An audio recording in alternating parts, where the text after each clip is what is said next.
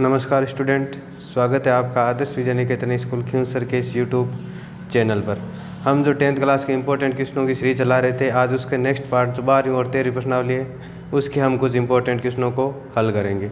तो देखो, हमने एक क्वेश्चन लिया है, वो क्या दे रखा है कि सिद्ध करो कि यदि किसी त्रिभुज की एक भुजा के समांतर खींची गई एक रेखा त्रिभुज की शेष अन्य दोनों भुजाओं को समान अनुपात में बांटती है या विभाजित करती है। थेल्स प्रमेय या आधारभूत अनुपातिक प्रमेय होता है, वो क्या कहता है? ये कहता है कि त्रिभुज की किसी एक भुजा, जैसे ये BC भुजा है, उसके समांतर हम कोई रेखा खींच रहे हैं, कौन सी? DE। तो वो त्रिभुज की शेष अन्य दोनों अन्य भुजाएं कौन सी? AB और AC को समान अनुपात में बांटेगी। मतलब इसका और इसका अनुपात, इस भाग का और इस भाग का अनुपात आएगा, वो हमेशा क्या आएगा?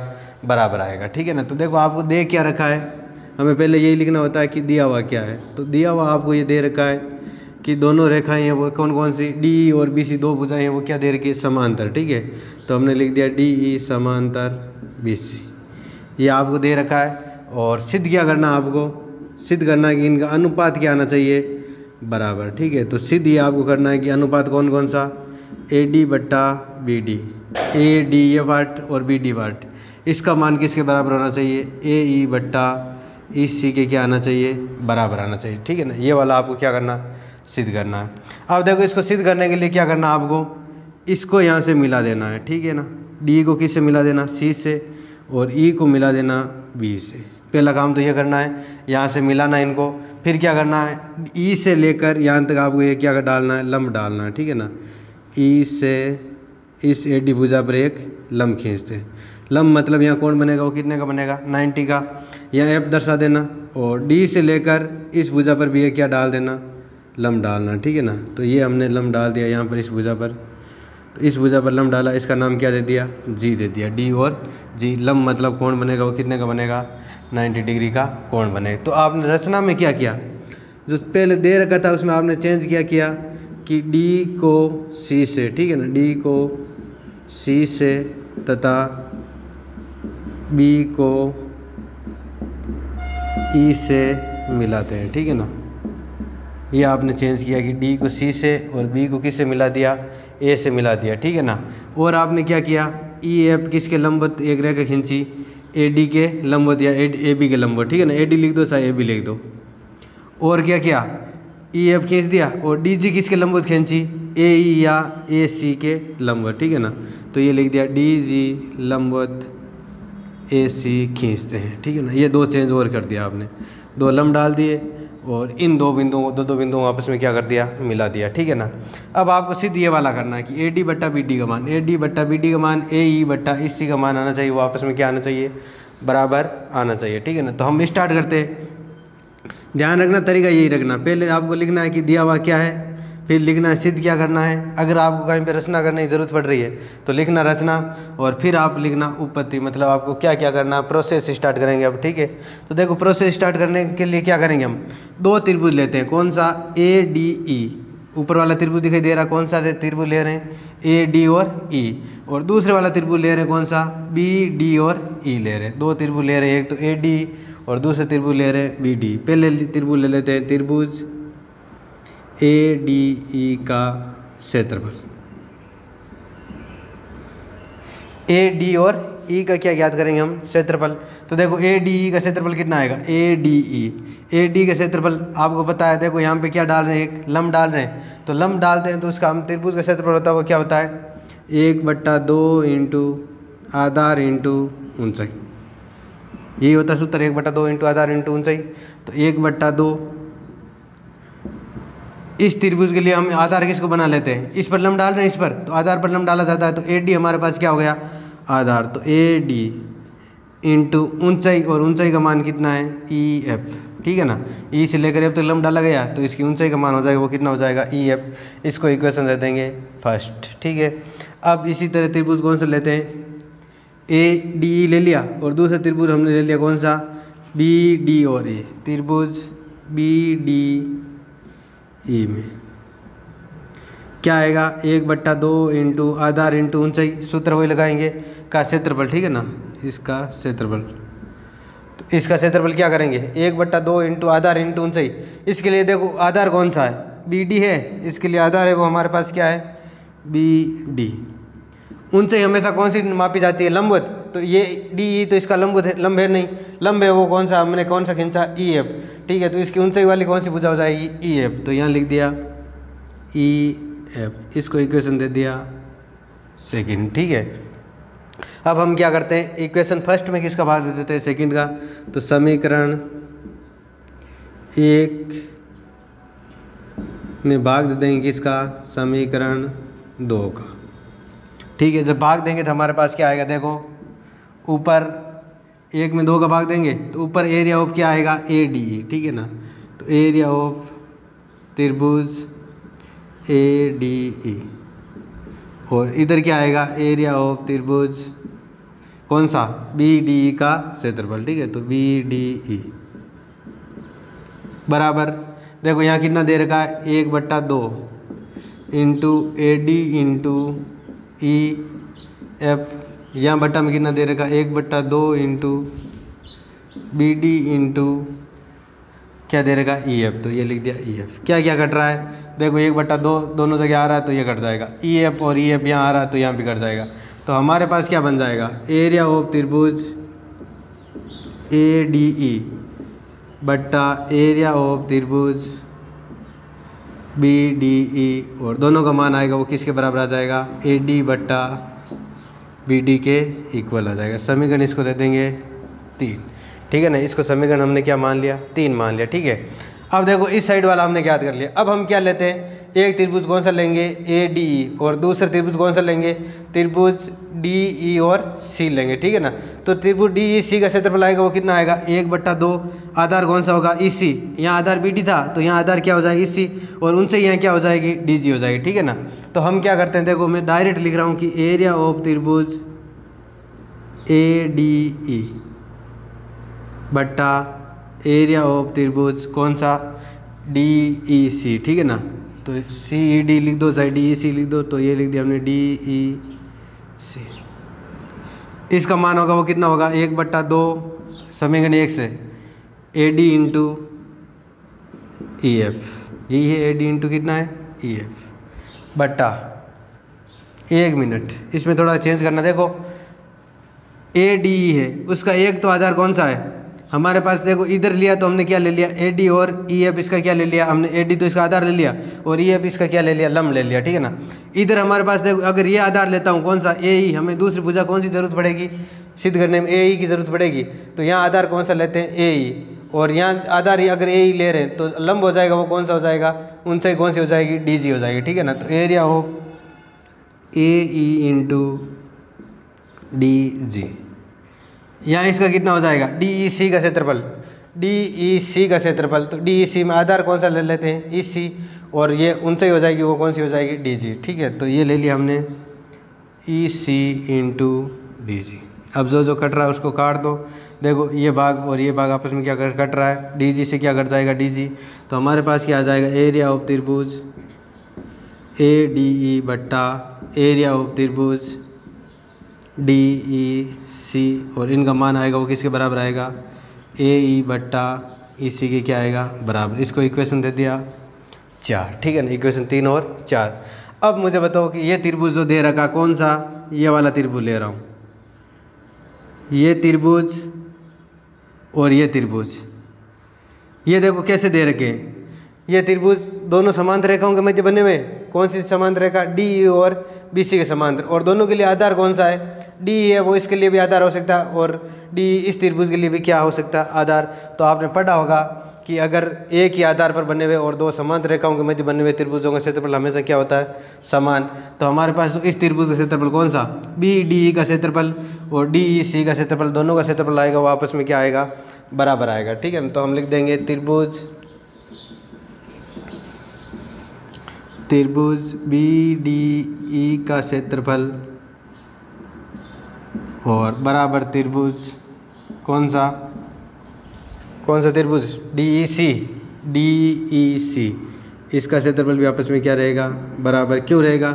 यहाँ लिख देना समांतर रेखाओं वे एक ही आधार पर बने कोण। ठीक है, समांतर रेखा वे एक ही आधार पर बने कोण, रीजन लिख देना आगे। ये दोनों क्षेत्रफल क्या आएगा? समान आएगा। इसको इक्वेशन दे देना आप 5। इसको इक्वेशन नंबर कितना दे देंगे, 5 दे देंगे। ठीक है, अब देखो इक्वेशन नंबर 3, 4 और 5 की तुलना करो। इक्वेशन 3 ये दे रखी है, 4 ये दे रखी है और 5 ये दे रखी है। देखो 3 और 4 में क्या आ रहा है, ऊपर ए डी आ रहा है और इधर भी कितना आ रहा है, ए डी। अब बी डी की जगह हम क्या लिख सकते हैं, डी ई सी लिख सकते हैं। मतलब ये मान और ये मान आपस में आएंगे, वो क्या आएंगे, बराबर हो जाएंगे। क्यों हो जाएंगे, ए डी ऊपर दे रखा है, यहाँ भी ए डी दे रखा है, और डी ई सी का मान और बी डी ई का मान, डी ई सी और बी डी ई का मान, दोनों का मान आपस में क्या हो गया, बराबर। तो हमारे पास इक्वेशन 3 और 4 क्या हो जाएगी, बराबर हो जाएगी। ठीक है, तो यहाँ लिख देना समीकरण 3 व समीकरण 3, 4 व 5 है। इन तीनों समीकरणों की तुलना करेंगे तो हमारे पास क्या मिलेगा कि तीनों समीकरणों से क्या मिलेगा कि समीकरण 3 और 4 आपस में क्या होगी, बराबर होगी। मतलब एरिया ऑफ त्रिभुज ए डी ई बट्टा एरिया ऑफ त्रिभुज बी डी ई बराबर एरिया ऑफ त्रिभुज कौन सा, ए डी ई बट्टा एरिया ऑफ त्रिभुज डी ई सी। इसके बराबर में कितना दे रखा है, ए के बराबर में आपको ये दे रखा है ए डी बट्टा बी डी, और ए के बराबर में कितना दे रखा है, ए ई बट्टा ए सी। ठीक है, ये दे रखा है। अब देखो हमारे पास हमें ये चाहिए, तो ये तो दोनों आपस में बराबर हो गए। तो अतः हम क्या लिख सकते हैं कि ए डी बट्टा बी डी का मान आएगा वो किसके बराबर आएगा, ए ई बट्टा इस सी के क्या आएगा, बराबर। और यही आपको क्या करना था, सिद्ध करना था। ठीक है, तो ये इस तरह आप क्या कर सकते हैं, इनको सिद्ध कर सकते हैं। अब इसका एक जो थेल्सबर में दे रखा उसका विलोम भी आपको दे रखा है। उस विलोम में आपको क्या दे रखा है कि यदि रेखा समान, कोई रेखा त्रिभुज किसी भुजा के समांतर, कोई त्रिभुज की किसी भुजा, त्रिभुज में कोई रेखा खींचते हैं और वो त्रिभुज की दो भुजाओं क्या बांटती है, समान अनुपात बांटती है। तो सिद्ध कीजिए वो रेखा उस खींची गई जो तीसरी भुजा है उसके क्या होगी, समांतर होनी चाहिए। ठीक है ना, इस तरह का उल्टा क्वेश्चन पूछ सकता है। मतलब आपको अनुपात देकर और ये जो समांतर वाला है वो भी क्या कर सकता है, पूछ सकता है, और समांतर से आपको अनुपात सिद्ध करना पूछ सकता है। ठीक है, तो इस तरह के क्वेश्चन ध्यान रखना। और भी इस प्रश्नावली में जो परमेय है उन परमेयों का खास तौर से ध्यान रखना। हो सकता है 6 नंबर या 3 नंबर में आपको क्वेश्चन पूछ लिया जाए। ठीक है, देखो हम नेक्स्ट क्वेश्चन लेते हैं कि एक दे रखा आपको आकृति में क्यू ए और P A, Q A, Q से लेकर ए और पी ए वो क्या डाला गया है, पी ए बी पर ए क्या है, लंब है। ठीक है ना, क्यू पी बी कर लेना, इस पर लंब है। यदि ए बी बराबर आपको कितना दे रखा है, 16 सेंटीमीटर। ए से लेकर बी तक टोटल दूरी दे रखी है, वो आपको कितनी दे रखी है, 16 सेंटीमीटर। ओ क्यू का मान दे रखा है वो कितना दे रखा है, 5√3, और ओ पी का मान दे रखा है वो कितना दे रखा है, 3√3। तो आपको क्या ज्ञात करना है, ए ओ और बी ओ का क्या करना, मान ज्ञात करना। ठीक है ना, तो देखो इस तरह के क्वेश्चन करने के लिए आपको पहले क्या करना है, ए बी का मान टोटल कितना दे रखा है, 16 दे रखा है। 2 त्रिभुज बन रहे हैं, एक तो ये वाला त्रिभुज और सेकंड त्रिभुज बन रहे हैं। ठीक है ना, तो इन त्रिभुज के लिए देखो आपको और तो कोई चीज़ दे नहीं रखी। यहाँ कोण 90 दे रखा है, यहाँ कोण कितना दे रखा है, 90 दे रखा है। तो आप इसमें क्या करना, इस त्रिभुज को और इस त्रिभुज को पहले समरूप सिद्ध कर देना। जब त्रिभुज समरूप हो जाएंगे तो उनकी संगत भुजाओं का अनुपात आएगा वो क्या आएगा, समान आएगा। ठीक है, तो अब देखो ये कोण बनेगा और ये कोण बनेगा, ये आपस में क्या होंगे, बराबर। क्योंकि कैसे कोण दे रखे, शीर्ष अभिमुख कोण दे रखे, ये कोण और ये कोण कैसे 90-90 के। तो त्रिभुज कैसा हो जाएगा, समरूप। कौन से नियम से, डबल ए नियम से। ठीक है, तो हम त्रिभुज लेते हैं कौन सा, बी ओ पी वे त्रिभुज। त्रिभुज ए तो ले रहे हैं हम कौन सा, बी ओ पी, और दूसरे त्रिभुज ले रहे हैं हम ए ओ क्यू। ठीक है, त्रिभुज ए ओ क्यू में इन 2 त्रिभुज ले रहे हैं। इन 2 त्रिभुज में देखो क्या होगा,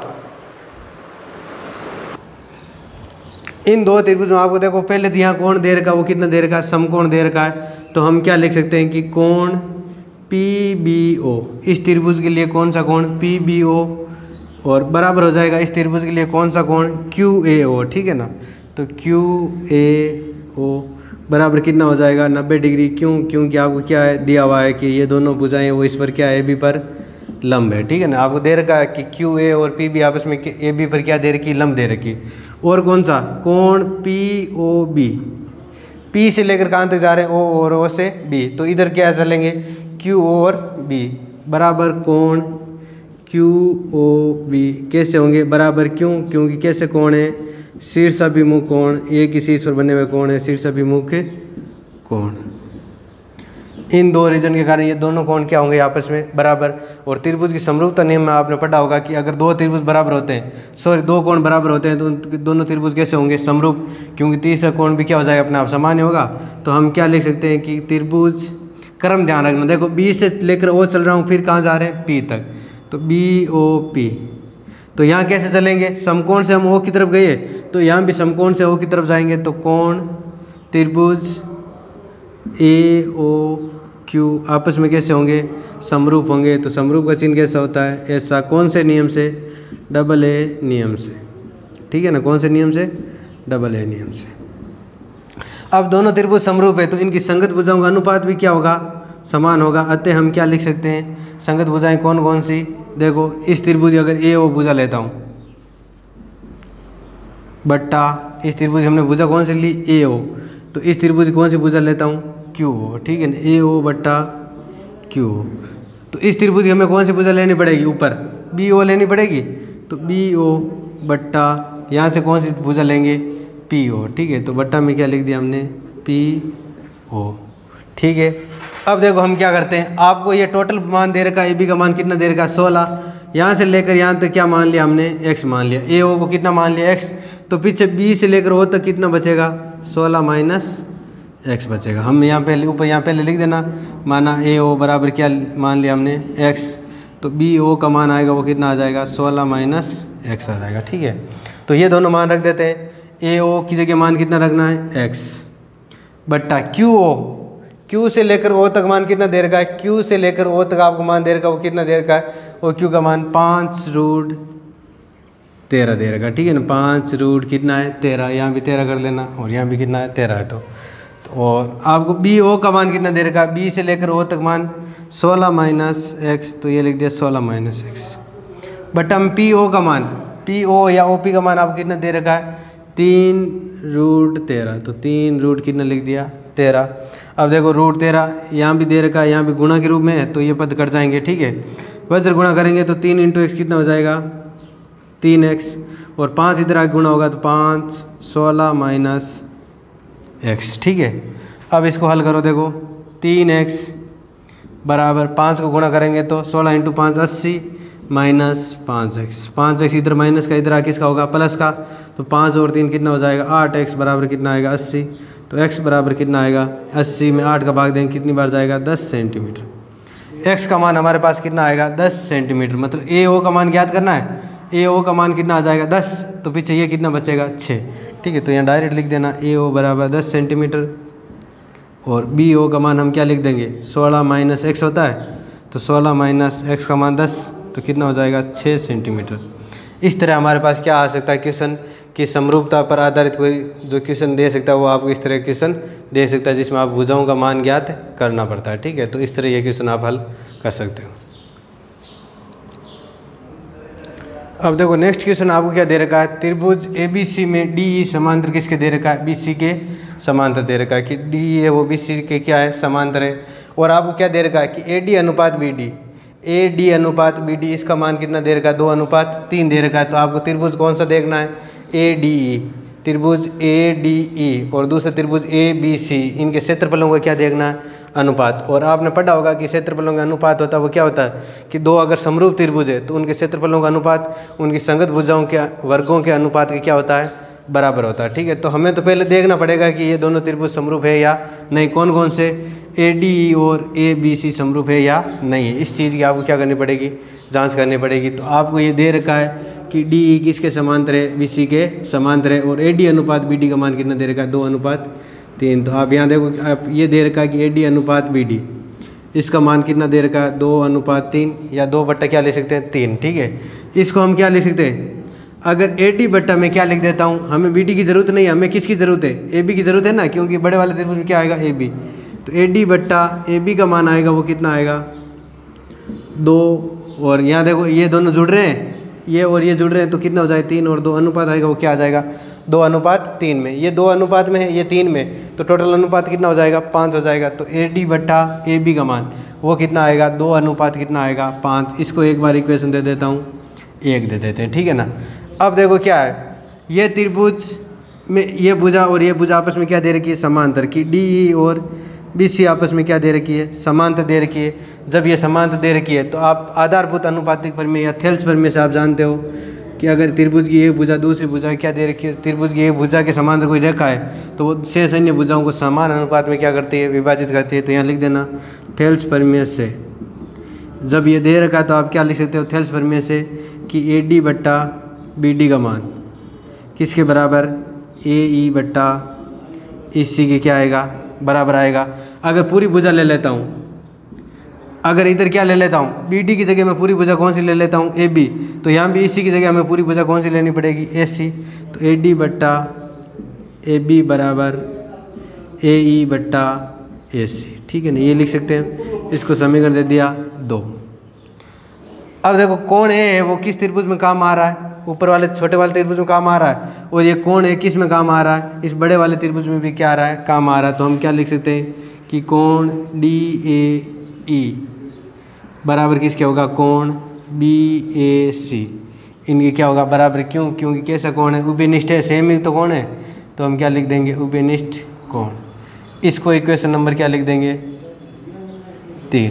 समीकरण 2 में देखो दो भुजाओं का अनुपात दे रखा, आपको समान दे रखा है, और समीकरण 3 में एक कोण दे रखा, वो क्या दे रखा है, समान दे रखा। तो आप क्या लिख सकते हो कि त्रिभुज ADE वो किसके समरूप होगा, त्रिभुज ABC के क्या होगा, समरूप। कैसे नियम से, एक भुजा दे रखी है और फिर कोण दे रखा और फिर क्या दे रखा, भुजा दे रखी है, ये भुजा का अनुपात फिर कोण फिर भुजा, ठीक है। तो ऐसे S नियम से क्या हो जाएगा, ये त्रिभुज समरूप हो जाएंगे, ठीक है ना। त्रिभुज अगर समरूप है तो हम क्या लिख सकते हैं कि एरिया ऑफ त्रिभुज ADE बट्टा एरिया ऑफ त्रिभुज ABC, ठीक है ना। ये समरूपता आपको पहले सिद्ध करनी है। जब समरूपता सिद्ध कर दोगे तो फिर आप परिमेय लगा सकते हो कि त्रिभुज के जो समरूप त्रिभुजों का क्षेत्रफल होता है वो उनकी संगत भुजाओं के वर्गों के अनुपात के बराबर होता है, ठीक है।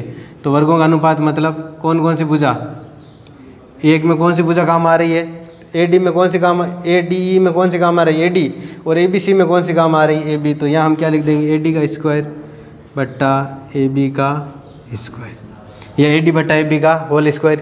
और AD बट्टा AB का मान कहाँ से रख दोगे, इस त्रिभुज से। तो एरिया ऑफ त्रिभुज ADE बट्टा एरिया ऑफ त्रिभुज ABC, इसका मान आएगा वो कितना आ जाएगा, 2/5 का स्क्वायर, ठीक है। तो कितना आ जाएगा, 4/25। तो अनुपात आएगा वो आपके पास क्या आ जाएगा, दोनों त्रिभुजों का 4:25। क्षेत्रफलों का अनुपात याद करना है, और क्षेत्रफलों का अनुपात हमारे पास कितना आ जाएगा, 4:25, ठीक है ना। तो इस परिमेय पर बेस्ड कोई भी क्वेश्चन आप इसका अनुप्रयोग है वो आपको क्या किया जा सकता है, पूछा जा सकता है, ठीक है। तो इस तरह इन क्वेश्चनों को आप क्या कर लोगे, हल कर लोगे।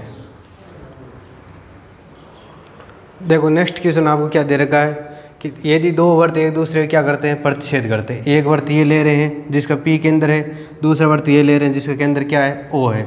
ये दोनों एक दूसरे को क्या कर रहे हैं, प्रतिच्छेद कर रहे हैं। उनके केंद्रों को मिलाने वाली रेखा, इसका केंद्र P और इसका केंद्र क्या है O, इनको मिलाने वाली रेखा उनकी उभयनिष्ठ जीवा, मतलब उभयनिष्ठ मतलब दोनों में काम आने चाहिए। जो इस P वाले वर्त में भी काम आने चाहिए और O केंद्र वाले वर्त में भी क्या होने चाहिए, काम आने चाहिए।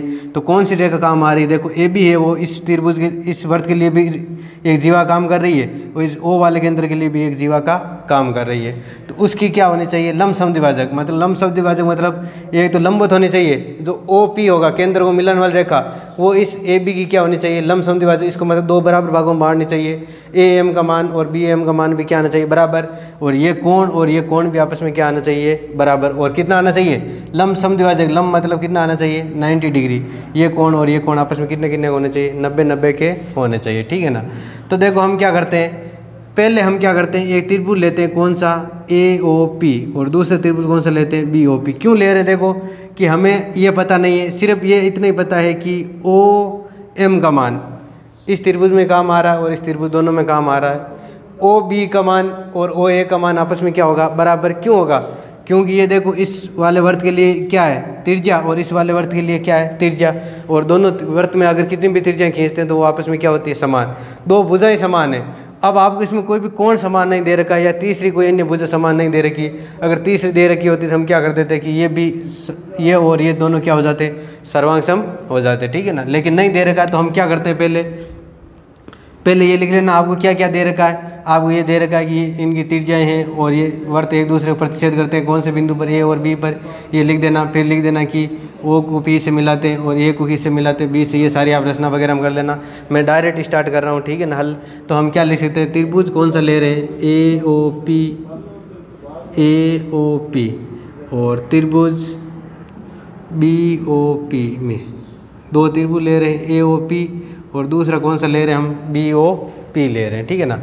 ए ओ पी में देखो और बी ओ पी में देखो, ए ओ पी में ये लिख सकता हूँ क्या कि ए ओ का मान और बी ओ का मान आपस में क्या होना चाहिए, बराबर। कैसे, ए ओ का मान और बी ओ का मान बराबर क्यों होगा, इस त्रिभुज के लिए ए ओ और इस त्रिभुज के लिए कौन सा, बी ओ, और दोनों आपस में क्या होंगे, बराबर क्यों हो रहे हैं, क्योंकि ये एक ही वर्त की क्या है, त्रिज्या है, ठीक है। तो यहाँ लिख दिया एक ही वर्त की त्रिज्या, एक ही वर्त की त्रिज्या, एक रीजन लिख दिया। अब और क्या लिख सकते हैं हम, पी ए का मान और पी बी का मान भी आपस में क्या होगा, बराबर। पी ए और पी बी का मान क्या होगा, बराबर, क्योंकि ये भी क्या है, एक ही वर्त, पी के अंदर वाले वर्त की क्या है, त्रिज्या, और त्रिज्या आपस में क्या होती है, समान होती है, कितनी त्रिज्या खींचते हैं। तो ओ पी देखो इस त्रिभुज में भी काम आ रहा और इस त्रिभुज में भी काम आ रहा, तो आप क्या लिख सकते हो कि ओ पी का मान किसके बराबर है, ओ पी, और क्यों, क्योंकि ये दोनों में क्या आ रहा है, उभयनिष्ठ भुजा आ रही है, ठीक है। अब आपको पता है तीन भुजाएं समान होती है, दो त्रिभुज, अगर तीनों भुजाएं संगत भुजाएं समान होती है तो त्रिभुज कैसे होते हैं, सर्वांग सम। तो आप क्या लिख सकते हो कि त्रिभुज ए ओ पी सर्वांग सम होगा किसके, त्रिभुज बी ओ पी के, ठीक है। ए ओ पी और बी ओ पी क्या होंगे, समान समरूप सर्वांग सम होंगे, सर्वांग सम होंगे तो ए ओ पी कोण का मान और बी ओ पी कोण का मान आपस में क्या होगा, बराबर। तो यहाँ लिख देना अतः कोण ए ओ पी बराबर होगा किसके, कोण बी ओ पी। क्यों, क्योंकि इसका रीजन ये हमारे पास आ गया, क्योंकि दोनों त्रिभुज कैसे हैं, सर्वांग सम है। अब देखो कोण ए ओ पी को क्या लिख सकता हूँ, ए ओ एम, एक ही बात है, चाहे ए ओ पी लिखो या ए ओ एम लिखो, कोई नहीं फर्क पड़ेगा, सेम कोण आएगा। इसी तरह इसको क्या लिख सकते हैं, बी ओ एम लिख सकते हैं, और इक्वेशन दे दिया, इसको फर्स्ट दे दिया, ठीक है ना। अब मैं त्रिभुज ले रहा हूँ, कौन कौन से त्रिभुज, एक तो ले रहा हूँ मैं ए ओ एम व त्रिभुज बी ओ एम में। ए ओ एम मतलब ये वाला छोटे वाला त्रिभुज दे रहा है, एक बार वापस मैं इसको देखो हाईलाइट कर रहा हूँ, ए ओ एम और बी ओ एम, ये दो त्रिभुज ले रहे हैं। इन दो त्रिभुजों में देखते हैं, इन त्रिभुजों में देखो क्या आएगा, एक तो आपको कोण एक ये तो दे रखा है कि ये कोण और ये कोण क्या बराबर, मतलब ये कोण और ये कोण आपस में क्या दे रखा है, बराबर दे रखा। ओ एम बराबर किसके लिख सकते हैं, ओ एम के बराबर लिख सकते हैं, क्यों, क्योंकि कैसी है, उभयनिष्ठ। इसको इक्वेशन दे देंगे सेकेंड। और क्या लिख सकते हैं कि ओ ए का मान और ओ बी का मान आपस में क्या होगा, बराबर, क्योंकि एक ही वर्त की क्या है, त्रिज्या है। तो आप क्या लिख सकते हो कि ओ ए का मान ओ बी का मान आपस में क्या होगा, बराबर, एक ही वर्त की त्रिज्या है, एक ही वर्त की त्रिज्या। इक्वेशन दे दिया इसको थर्ड, ठीक है। समीकरण 1, 2 और 3 से देखो दो भुजाएं, कौन सी, ओ एम वाली भुजा इस त्रिभुज में काम आ रही है, इसमें काम आ रही, ओ ए का मान ओ बी का मान बराबर हो गया, ये कोण और ये कोण बराबर हो गया, तो ये त्रिभुज कौन सा, ए ओ एम और बी ओ एम आपस में कैसे हो जाएंगे, सर्वांग सम। तो यहाँ लिख देना समीकरण 1, 2 व 3 से क्या क्या हो जाएगा, त्रिभुज ए ओ एम सर्वांग सम होगा, ठीक है। त्रिभुज बी ओ एम के सर्वांग सम, नियम कौन सा आ जाएगा, दो भुजाएं और एक कोण। तो आप ये लिख सकते हो एस ए एस नियम से, साइड एंगल साइड नियम से। जब आपस में समान है तो एक तो आप क्या लिख सकते हो, इसकी संयुक्त भुजाएं सारी बराबर होगी, तो इसकी एक भुजा कौन सी ले लेते हैं, ए एम, और दूसरी भुजा इसके संगत कौन सी भुजा हो जाएगी, बी एम, आपस में क्या हो जाएगी, अतः लिख देना ए एम बराबर कितनी हो जाएगी, बी एम। एक समीकरण नंबर इसको दे दिया 4, ठीक है ना। और क्या हो जाएगा, ये कोण और ये कोण आपस में क्या आएगा, बराबर, कौन सा, कोण ए एम ओ और कोण बी एम ओ आपस में भी क्या होंगे, बराबर, क्योंकि सारे संगत अवयव क्या होते हैं, बराबर। तो कोण ए एम ओ कोण बी एम ओ ये भी आपस में क्या हो जाएंगे, बराबर हो जाएंगे, ठीक है ना। अब देखो कोण बराबर हो रहे हैं और आपको पता है ये ए बी ए कैसी है, सरल रेखा है, ये कोण भी बराबर है और ये भी कोण क्या है, बराबर है। तो यहाँ कोण कितना आएगा, कितना कोण होगा तो बराबर होंगे, 90-90 होने चाहिए दोनों। तो आप क्या लिख सकते हो कि कोण ए एम ओ प्लस कोण बी एम ओ, और दोनों का मान होगा वो कितना होगा, सरल रेखा पर बने कोण, कोष्टक में लिख देना आप सरल रेखा पर बने कोण, सरल रेखा पर बने कोण, और सरल रेखा पर बने कोणों का योग होता है वो कितना होता है, 80 होता है। AMO की जगह आप BMO की जगह कितना लिख सकते हो, AMO लिख सकते हो, तो AMO कितनी बार आ जाएगा, 2 बार आ जाएगा आपके पास AMO, और उसका मान कितना होगा 180। तो कोण AMO का मान 180/2 कितना हो जाएगा 90 डिग्री। अगर AMO का मान भी 90 डिग्री है तो BMO का भी मान कितना होगा 90 डिग्री। ठीक है, तो यहाँ लिख देना कोण AMO बराबर कोण BMO, और दोनों का मान आएगा वो कितना आएगा 90 डिग्री। अब यहाँ कोण हमारे पास कितना हो गया 90 डिग्री, मतलब AB और OP आपस में क्या है 90 डिग्री कोण पर कट रही है, तो आपस में क्या है लंबवत है। ठीक है ना, तो अतः इसके पास में क्या लिख दोगे, अतः AB लंबवत है किसके, OP के लंबवत है। इन कोणों से हमें पता चल गया कि ये क्या है लंबवत है। लंबवत होनी चाहिए और कैसी होनी चाहिए, समद्विभाजक सिद्ध करना है। समद्विभाजक मतलब 2 बराबर भाग होने चाहिए। आपको ये दे रखा है कि AM और BM आपने बराबर सिद्ध कर दिया, तो ये कैसी हो जाएगी समद्विभाजक। ठीक है, तो नीचे पूरा कार्य स्पष्ट लिख देना कि अतः यहाँ ये AM BM बराबर दे रखा है, और AB लंबवत हमने OP क्या कर लिया सिद्ध कर लिया, और ये भी AM और BM भी आपने क्या कर लिया बराबर सिद्ध कर लिया। तो अतः लिख देना AB जो OP रेखा होगी वो AB को क्या करेगी 2 समान भागों में बांटेगी और लंबवत रूप से काटेगी, यानी लंब समद्विभाजक होगी। तो इस तरह का ध्यान रखना। बड़ा क्वेश्चन भी 6 नंबर का आपको पूछा जा सकता है, 3 नंबर में भी पूछा जा सकता है। तो आप तरीके से करना, क्या दे रखा है, क्या रचना करनी है और इसको क्या सिद्ध करना वो पहले लिखना है, बाद में ये प्रोसेस स्टार्ट करनी है और इसको बड़ा क्वेश्चन बना सकते हो। ठीक है, देखो नेक्स्ट क्वेश्चन एक हम लेते हैं। क्या दे रखा है, एक सर्किल दे रखा है। ठीक है ना, अब आप इसमें एक कोण दे रखा कौन सा BACD दे रखा, उसका मान कितना दे रखा है 40 डिग्री दे रखा है। ठीक है ना, और O वर्त का क्या दे रखा है केंद्र दे रखा है। तो आपको कोण किसका मान ज्ञात करना है DCA का, DC और A का मान आपको क्या करना है ज्ञात करना है। ठीक है ना, तो देखो DCA का मान कैसे ज्ञात करेंगे। DCA का मान ज्ञात करने के लिए हमें किस कोण का मान ज्ञात करना पड़ेगा, इस B वाले कोण का मान ज्ञात करना पड़ेगा, और B वाले कोण का मान और इस C वाले कोण का मान आपस में क्या होगा बराबर। क्यों होगा, क्योंकि AD देखो जीवा द्वारा यहाँ इस जो परिधि दे रखी है उस पर यह कोण बन रहा B, और सेम ही जीवा द्वारा इस परिधि पर कोण बन रहा कौन सा C।